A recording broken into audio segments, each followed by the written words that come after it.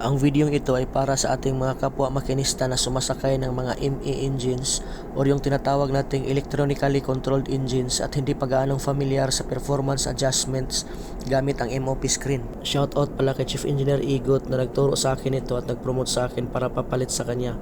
Maraming salamat sa iyong tiwala, sir. Kailan ba dapat gawin ang adjustment na ito?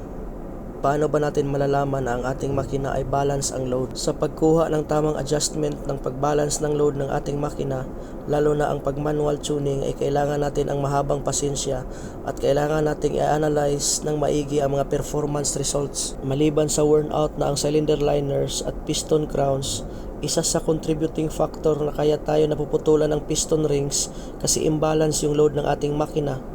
Kaya kailangan natin gawin ang tamang setting sa MOP para kahit papaano ay maiwasan ang pangyayaring ito. Lagi nating tatandaan na ang sobrang laki ng deviation between internal load estimation at external load ay makakaapekto sa cylinder lubrication, engine performance, load at scavenging limiters. Upang simulan ang pag-adjust ng setting ng mga values sa MOP ay kailangan nating kumuha ng engine performance gamit ang ating PMI system.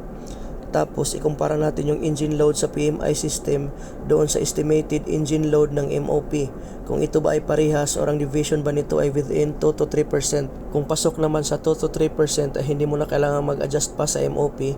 At kung sobra sa 2 to 3% ay tapusin mo ang video na ito. Ang purpose ng MOP ay para dyan mag-a-adjust ang user or operator ng mga settings at parameters ng makina. Kung sa mga MC engines ay mano-mano nating i-adjust ang VIT at fuel rack, sa mga ME engines ay pipindutin mo lang ito sa MOP screen. Pero minsan sa kapipindot or pagbabago-bago ng mga settings sa MOP ay hindi na natin napapansin na hindi na pala balance ang load ng ating makina. Ang PMI system naman ay isang valuable tool para sa performance measurements ng ating makina. Sa case namin ay nasa 5% ang deviation, kaya kailangan naming i-adjust ang setting ng MOP or tinatawag nating manual tuning. Para makuha natin ang 2 to 3% deviation ng engine load ay magsimula tayo doon sa index calibration under ng process adjustment. Gamit ang fuel oil analysis report ay palitan natin ang mga values gaya ng lower calorific value, density at 15 degrees Celsius at fuel oil temperature. Tapos yan ang ilagay natin sa manual fuel oil index calibration. Normally, ginagawa naman natin ito kapag nagpapalit tayo ng konsumo na may ibang specs kaysa current fuel consume. Nasa 1% ang fuel oil calculated correction namin at 5% naman yung deviation ng load, kaya sinubukan naming baguhin ang manual fuel oil index calibration ng plus 2%. Ibig sabihin, in-advance namin ng konti yung fuel injection tapos kinuhanan ulit ng performance yung makina pero wala pa ring pagbabago sa deviation ng load, kaya binalik namin sa plus 1%. Meaning, di kayang ilapit yung deviation natin gamit ang index calibration, kaya proceed tayo sa next step. Ang second step ay ang pag-adjust ng PI. Kung mapapansin nyo sa MOP screen ay meron itong dalawang pagpipilian, ang high load offset at low load offset. Kailan ba ito dapat gamitin? Kung ang load ay higher than 50% ay high load offset ang gamitin at low load offset naman kapag below 50%.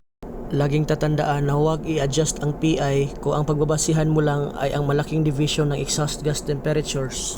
Isa ding tatandaan natin na any process adjustments like PMAX, PI, PComp, PSCAV ay hindi iepekto kung ang governor mode natin ay naka-index mode, kasi pinifreeze nito ang lahat ng mga variables gaya ng injection timing, injection amount, exhaust valve, close and open timing.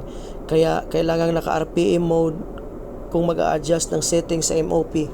Base sa performance measurements, ang PI ba ay balance na pasok sa tolerance na plus or minus 0.5 bars?